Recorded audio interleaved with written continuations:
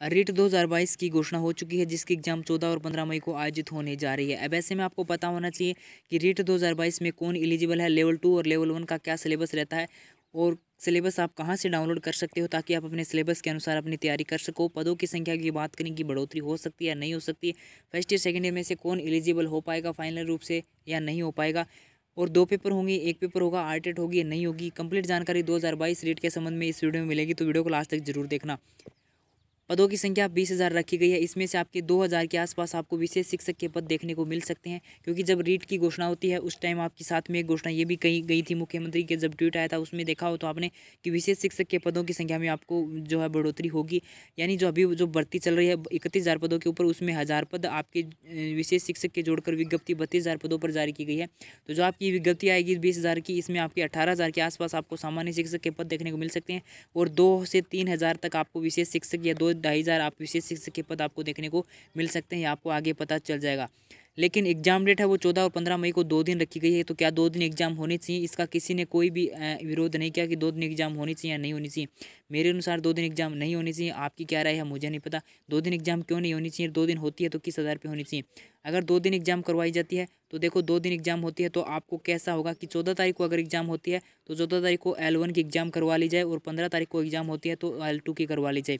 अगर इस आधार पे होती है तो कोई दिक्कत नहीं होती, लेकिन अगर इस आधार पे करवा ली जाती है कि 14 तारीख को भी L1 L2 की एग्जाम होती है और 15 तारीख को भी L1 L2 की एग्जाम होती है, तो इसमें क्या है कि पेपर के 2-2 पेपर हो जाएंगे, पेपर का लेवल अलग अलग हो जाएगा। जैसे अभी जो एक पेपर जो 26 सितंबर को आपकी एग्जाम हुई थी, उसके बाद 16 अक्टूबर को एक पेपर हुआ था, अलवर का था कोई पेपर था, वहाँ पे जो एग्ज़ाम हुई थी सेकंड लेवल की 600 के आसपास जो स्टूडेंट रहे थे उनका पेपर का लेवल और जो 26 सितंबर को जो पेपर हुआ था उसका लेवल है वो काफ़ी अंतर था।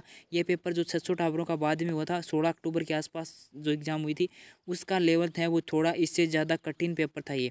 तो देख सकते हो आप लेवल है वो डामाडोल हो जाओ है जब अलग अलग पेपर हो नहीं। तो यही बात खातर है एक दिन एग्जाम होनी चाहिए लेवल 1 और लेवल 2 की। 2 दिन एग्जाम होती है तो एक दिन लेवल 1 की करवा लो और एक दिन लेवल 2 की करवा लो, इसमें कोई दिक्कत नहीं रहती है। अगर 2 दिन पेपर होता है तो अलग अलग पेपर होंगे, पेपर का लेवल है वो एकदम सेम नहीं होगा। तो उसके लिए जो है कई स्टूडेंट को ऐसी दिक्कत आ सकती है, किसी को टफ पेपर आए किसी को नॉर्मल पेपर आए, तो उस आधार पे अब आपकी क्या राय है मुझे नहीं पता। लेकिन 2 पेपर होते हैं तो इसका काफ़ी इस हद तक इसका ध्यान में रखते हुए करवाना चाहिए ताकि किसी को कोई नुकसान ना हो। अब पेपर की मैं बात करूँ तो पेपर का समय जो रहता है वो 2.5 घंटे का समय रहता है। जैसे पेपर सुबह 10 बजे से शुरू होता है, सेकंड लेवल का सुबह के बारे में पेपर होता है वो, तो वो 12 साढ़े 12 तक आपका पेपर का टाइम रहता है। 2.5 घंटे का आपका पेपर का समय रहता है। ठीक इसी प्रकार लेवल 1 हो चाहे लेवल 2 का हो, लेवल टू का पेपर सुबह की पारी में होती है और लेवल 1 का पेपर है वो शाम की पारी में होता है। 2:30 बजे से लेकर 2 बजे से लेकर आपके 4:30 के आसपास, इस प्रकार यानी 2.5 घंटे का आपका पेपर शाम की पारी में होता है। अब जो पेपर रहता है उसमें आपके 150 क्वेश्चन रहते हैं, यानी एक रीट का जो पेपर होता है उसमें 150 क्वेश्चन आपके आएंगे। 150 क्वेश्चन किस के आएंगे, जो जो आपके 30-30 क्वेश्चन आपको देखने को मिलेंगे। 30-30 क्वेश्चन के आपके 5 भाग होंगे। तो इस प्रकार आपका क्वेश्चन पेपर का जो पैटर्न रहता है। अब मैं आपको थोड़ा सा बता देता हूँ कि किस किस सब्जेक्ट के कितने क्वेश्चन आते हैं। तो जो आपकी मनोविज्ञान होते हैं उसका आपके 30 क्वेश्चन आते हैं। उसके बाद आपकी लैंग्वेज होती है उसके 30 क्वेश्चन आते हैं, हिंदी। उसके बाद 30 क्वेश्चन आपकी द्वितीय लैंग्वेज के आते हैं। 30 क्वेश्चन लेवल फर्स्ट में आपके गणित के आते हैं और 30 क्वेश्चन जो आते हैं वो आपके पर्यावरण के आते हैं। ये फर्स्ट लेवल का मैं आपको बता रहा हूँ। फर्स्ट लेवल में जो आपके 30 क्वेश्चन आएंगे वो मनोविज्ञान के आएंगे। उसके बाद 30 क्वेश्चन आएंगे वो फर्स्ट भाषा के आएंगे। फर्स्ट भाषा में आप कोई भी ले सकते हो, हिंदी, इंग्लिश, संस्कृत में से, या फिर द्वितीय लेवल में आप जिस आधार पे लेते हो उसके आपको पेपर देखने को मिलेगा। तो उसके आपके एक फर्स्ट लेवल के 30 क्वेश्चन, द्वितीय लेवल के 30 क्वेश्चन, उसके बाद गणित के 30 क्वेश्चन, उसके बाद पर्यावरण के 30 क्वेश्चन। ये फर्स्ट लेवल का पैटर्न रहता है। और द्वितीय लेवल में आपके 30 क्वेश्चन जो रहते हैं वो आपकी शुरुआत में वो मनोविज्ञान, उसके बाद 30 क्वेश्चन आपके लैंग्वेज फर्स्ट के, 30 क्वेश्चन आपके द्वितीय लैंग्वेज के, उसके बाद 60 क्वेश्चन जो रहते हैं वो आपके अपने सब्जेक्ट के रहते हैं। जैसे SST वालों को SST आएगी, साइंस मैथ वालों के साइंस मैथ आएगी। इस आधार पे आपके 150 क्वेश्चन होते हैं 150 नंबर के।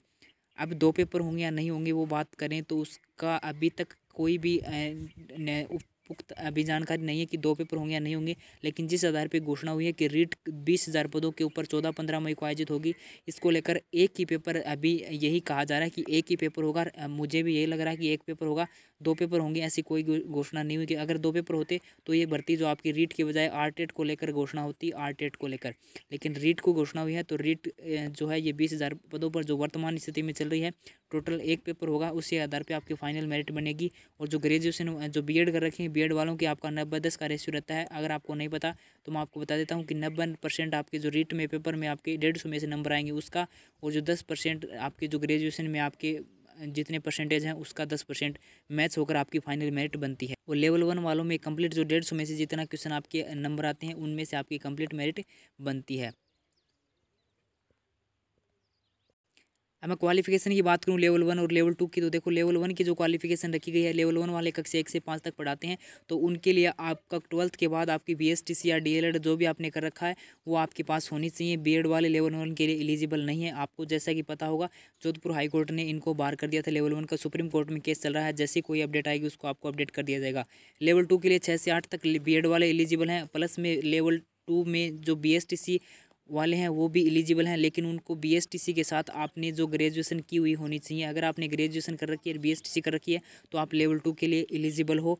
अगर आपने ग्रेजुएशन नहीं कर रखी है, आपने ग्रेजुएशन के बाद बीएड कर रखी है, तो आप ओनली और लेवल 2 के लिए एलिजिबल हो। लेकिन बीएसटीसी वाले हैं वो अगर जिन्होंने 12th कर रखी है और बीएसटीसी कर रखी है वो लेवल 1 में एलिजिबल हैं। लेकिन बीएसटीसी कर रखी है आपने, वो 12th करके बीएसटीसी कर रखी है और उसके बाद आपने ग्रेजुएशन कर रखी है, प्लस में आपने ग्रेजुएशन कर रखी है, तो आप लेवल 2 के लिए और फर्स्ट सेकंड लेवल दोनों के लिए आप अप्लाई कर सकते हो। अब बात करते हैं फर्स्ट ईयर सेकंड ईयर में से कौन एलिजिबल हो पाएगा या नहीं हो पाएगा। तो देखो अभी जो भर्ती चल रही है 2021 वाली है, जो 31,000 पदों पर आपकी रीट चल रही है, ये 2019 में घोषणा हुई थी इसकी। जो 2019 में जब घोषणा हुई थी, जब उस टाइम जो स्टूडेंट फर्स्ट ईयर में थे तो वो अभी सेकेंड ईयर में आ गए हैं और वो अभी फाइनल रूप से सम्मिलित हो गए हैं। अब यहाँ पे आपको एक बात तो पता चल गई होगी कि रीट भर्ती है वो कितनी लंबी टिकती है। यानी 2019 में इस भर्ती की घोषणा हुई थी और अब तक कंप्लीट नहीं हुई है। 21 भी खत्म हो चुकी है, 22 आ चुकी है, लेकिन फिर भी ये अभी तक ये भर्ती कंप्लीट नहीं हुई है। तो देखो फर्स्ट ईयर वाले हैं उनको भी एग्जाम जरूर देनी है। अगर वो फाइनल रूप से अभी एलिजिबल नहीं होते हैं बाद की बात है, क्योंकि 2019 में जब घोषणा हुई थी उस टाइम जो फर्स्ट ईयर में थे वो अब आकर यहाँ पे फाइनल रूप से 2021 वाले इस भर्ती में एलिजिबल हो चुके हैं। तो ये बाद की बात है, आगे की आपको एग्जाम जरूर देनी है और एग्जाम दे सकते हैं अपेयरिंग वाले। अब सेकेंड ईयर वाले एलिजिबल हैं या नहीं है, तो सेकेंड ईयर वाले तो 100% एलिजिबल हैं, क्योंकि जब मई में आपकी एग्ज़ाम होगी हो सकता है आपका रीट का रिजल्ट पहले आ जाए, लेकिन फिर भी आपको एलिजिबल कर लिया जाएगा, क्योंकि आगे चुनाव आने वाले हैं। सरकार जिस आधार पे अभी 2021 में अभी शामिल किया है सेकेंड ईयर वालों का, अभी रिजल्ट नहीं आया, बाद में रिजल्ट आया है, तो उसके बाद भी उनको सम्मिलित किया गया है, तो आपको भी सम्मिलित कर लिया जाएगा। तो आप अपनी रीट के ऊपर ध्यान दे सकते हो, फर्स्ट ईयर वाले भी अपनी तैयारी कर सकते हैं। ठीक है, तो कौन एलिजिबल है, तो सेकेंड ईयर वाले तो 100% एलिजिबल हैं, और फर्स्ट ईयर वालों की बात है वो आपको भी एलिजिबल कर लिया जाए। क्या पता कितनी लंबी टिके रीट। अभी 2021 वाली देख सकते हो आप, 19 में घोषणा हुई है, अभी 22 आ चुकी है, अभी भी कंप्लीट नहीं हुई है। यहाँ पे थोड़ा सा ध्यान देने की बात यह है कि 2022 वाली रीट जो आने वाली है इसमें और 2021 में जो रीट हुई है 31,000 पदों के ऊपर, इसमें किसको फ़ायदा होगा, क्यों मैंने यहाँ पे ये पॉइंट ऐड किया है। तो देखो जो नई भर्ती का जो इंतज़ार कर रहे थे, जो बोल रहे थे कि जो रीट 2021 में पद बढ़ाकर 50,000 ना करें और नई भर्ती निकाल दें, तो नई भर्ती आपकी निकाल दी है 20,000 पदों के ऊपर। लेकिन नई भर्ती निकाली है, इसमें किसका फ़ायदा होगा, क्यों फ़ायदा होगा, नए स्टूडेंट को नुकसान होगा या फिर नहीं होगा। तो देखो थोड़ा सा ध्यान देना यहाँ पे। तो 2020 में जो भर्ती हुई है 50,000, इसमें जो 50,000 करवाने की मांग जो थी बिल्कुल जायज़ मांग थी, मैं इसका समर्थन करता हूँ। 50,000 ना, तो यहाँ पे 40,000 पद हैं वो 100% होनी चाहिए। अब जो नए स्टूडेंट हैं वो विरोध कर रहे थे कि पद नहीं बढ़ने चाहिए, बल्कि 2022 की नई एग्ज़ाम नई रीट है वो आनी चाहिए। तो आपके लिए नई रीट तो आ गई, लेकिन किस काम की, मई के अंदर आपकी रीट एग्ज़ाम होने वाली, तो क्या आप उस टाइम तक अपनी जो एग्ज़ाम की तैयारी कर लोगे। रीट के अंदर कम से कम 6 महीने का समय लगता है, आप प्रॉपर रूप से तैयारी करते हो तो उसके अंदर अब 6 महीने का आपको समय लगता है। ये जो 2021 में है इसकी कट ऑफ आपको पता है, यहाँ पे 80 से 85% वाला अपने आप को सेफ फील नहीं कर रहा, अनसेफ समझ रहा अपने आप को, यानी कट ऑफ आपका अनुमान लगा सकते हो कितनी ज़्यादा जाने वाली है। तो 2020-22 का जो पेपर आएगा उसका पेपर का लेवल अच्छा खासा आ गया, थोड़ा सा मीडियम लेवल का भी पेपर अगर आ गया तो मान के चलो कि यहाँ पे अगर इनका सिलेक्शन नहीं होता तो इनका सिलेक्शन यहाँ पे होगा। ठीक है, इनका सिलेक्शन यहाँ पे होगा क्योंकि यहाँ पे कट ऑफ ज़्यादा जाएगी, यहाँ पे ये रह जाएंगे। जो प्रमाण पत्र की वैधता है वो 3 साल रहती है और अभी तक ऐसी कोई न्यूज़ नहीं कि 2 पेपर होंगे। तो एक पेपर होगा, 3 साल प्रमाण पत्र की वैधता रहती है, तो इनका प्रमाण पत्र तो लगेगा। और यहाँ पे ये है अपने आप को यहाँ पे बिना पेपर दिए भी यहाँ पे ये अपने आप को ज्वाइन करवा सकते हैं, क्योंकि इन्होंने यहाँ पे अच्छे खासे प्राप्त कर रखे हैं अंक। क्योंकि ये पेपर है वो ईजी आया था, इस पेपर का आपको नहीं पता, तो इसलिए अगर इस भर्ती में पदों की संख्या 50,000 हो जाती तो ये कट ऑफ है ये 125 तक बताई जा रही है। अभी जो 125 है ये 100 मान लो आप 117-18 तक आ जाती तो 117-18 तक तो वाले तो कम से कम लग जाते। अगली भर्ती में कम से कम इतना गैप तो कम हो जाता है 125 या 18 तक वाले, यानी अगली भर्ती जो आती है उसमें 118 से ज़्यादा जिसकी आती है वो तो लग जाते हैं। लेकिन उस अब जो अगली भर्ती आएगी उसमें 125 से ज़्यादा अंक हमको लाने पड़ेंगे, क्योंकि ये जो ऑलरेडी 2021 वाले 125 लाए हुए हैं अभी तक, जो इस भर्ती में सम्मिलित नहीं हुए, लेकिन अगली भर्ती में इनका सिलेक्शन है वो हो जाएगा, क्योंकि प्रमाण पत्र की वैधता 3 साल है। लेकिन मैं आपको एक ये बात यही कहूँगा कि अपने आप को कमज़ोर ना समझें, अपने आप को ऊपर अगर खुद के ऊपर आप विश्वास है तो आप 20,000 में से भी पोस्ट निकाल सकते हो। जो अभी जिस किसी के नंबर नहीं बने या फिर जो फर्स्ट बार एग्जाम दे रहे हैं, अपने आप पे विश्वास रखो, आप भी सीट है वो निकाल सकते हो यहाँ से। लेकिन पद बढ़ते तो फायदा होता सभी का इसमें। अब एक पॉइंट यहाँ पे ये भी है कि कई कई जिलों में जिसके ज़्यादा नंबर हैं, जो जिला अपने ज़िले के टॉपर हैं उनके भी मान लीजिए जिस किसी के 135 नंबर हैं या फिर 130 से ज़्यादा हैं, तो उनका क्या है कि उनके ज़िलों में सीटों की संख्या वो बहुत कम है। अगर उनके ज़िले में सीटों की संख्या कम है तो उनको बाहर अदर ज़िले में भी जाना पड़ेगा। अदर ज़िले में अगर वो जाएंगे तो जो 2022 में रीट आएगी इसकी जब काउंसलिंग होगी तो फिर से काउंसलिंग करवाएंगे अपने गृह जिला लेने के लिए। तो अगर वो फिर से काउंसलिंग करवाएंगे तो फिर से वो अपने गृह जिले में आएंगे तो फिर ये फिर से सीट रोकेंगे। तो इस आधार पे होता है, इसीलिए आपकी जो 2022 में आने वाले इसमें नए बच्चों को कहीं ना कहीं थोड़ा सा आपको नुकसान देखने को मिल सकता है, क्योंकि ये जो भर्ती जिस आधार पे हुई है इसको देखते हुए। बाकी अपने आप पे विश्वास रखिए, मैं तो यही कहूँगा, मैं आपको डिमोटिवेट नहीं कर रहा, लेकिन जो हकीकत है वो आपको मैं यही बता रहा हूँ कि जो अदर ज़िले में जाएंगे जिसके ज़्यादा नंबर हैं और वो अगली बार फिर से काउंसलिंग करवाएंगे अपनी होम डिस्ट्रिक्ट के लिए, तो फिर उनको होम डिस्ट्रिक्ट तो मिलेगा ही, क्योंकि इसका पेपर का लेवल आपको पता है कितना ईजी पेपर आया था और कट ऑफ कितनी ज़्यादा जाने वाली है।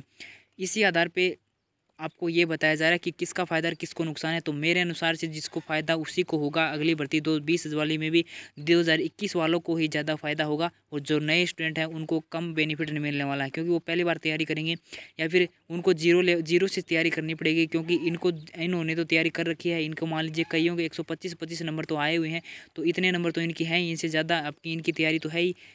तो इस आधार पे आपके जो 2021 वाले हैं इनको ज़्यादा फ़ायदा होगा, जो 2022 वाली जो भर्ती है 20,000 पदों के ऊपर, इसमें। बाकी आप अपने आप ऊपर विश्वास रखकर आप अपनी तैयारी करें, आपको भी सिलेक्शन हो सकता है। अब बात करते हैं कि क्या पदों की संख्या में बढ़ोतरी हो सकती है। तो बिल्कुल पदों की संख्या में बढ़ोतरी हो सकती है, क्योंकि ये लास्ट भर्ती है रीट की, और पदों की संख्या वर्तमान में अभी 70,000 के आसपास पद हैं वो रिक्त चल रहे हैं। आपने जैसा कि भास्कर में न्यूज़ आई थी आपने देखा होगा, 70,000 के आसपास आपके पद हैं वो रिक्त चल रहे हैं। तो 20,000 प्लस ये 31,000 ये आपके, तो 50,000 पद आपके हुए, जो लास्ट में जब आपकी फाइनल जब ये भर्ती है वो लास्ट भर्ती चुनाव तक यही भर्ती कंप्लीट होगी, तो सरकार इस भर्ती में पद है वो मान के चलो डेफिनेट, जहाँ तक मेरा अनुमान है कि इस भर्ती में आपके 99% नहीं बल्कि 100% है वो पदों की संख्या में बढ़ोतरी आपको देखने को मिल सकती है, क्योंकि चुनाव का टाइम आने वाला आगे और सरकार इसमें पदों की संख्या में बढ़ोतरी कर सकती है, जहाँ तक मुझे अनुमान है ये। लेकिन अभी आप कन्फर्म अभी 20,000 पे मान के चलो, और एग्जाम डेट आप 14-15 मई मान के चलो। जो भी आपके डाउट है एक बार आप क्लियर करके कमेंट कर सकते हो। बस इस वीडियो में इतना ही।